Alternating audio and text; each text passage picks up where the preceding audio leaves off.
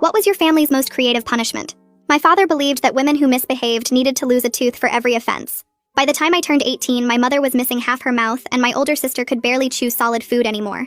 Dad kept the pliers in a special wooden box on the mantle like they were something to be proud of. He'd inherited them from his father, who'd inherited them from his father before that. 4 generations of keeping our women in line, he'd say, while polishing the metal until it gleamed.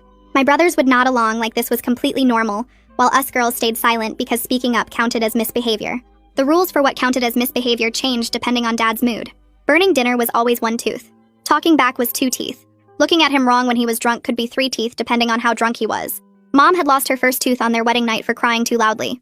She'd lost 6 more over the years for various infractions like asking for grocery money or suggesting they visit her parents for Christmas.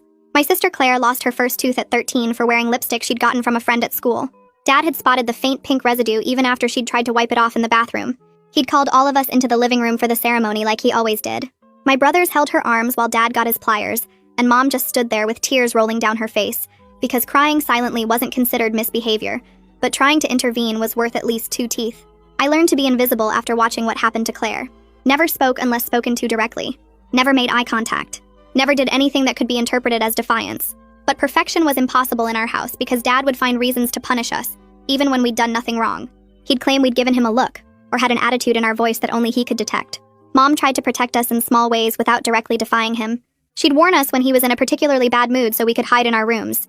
She'd take blame for things we'd done, hoping he'd be satisfied with punishing just her.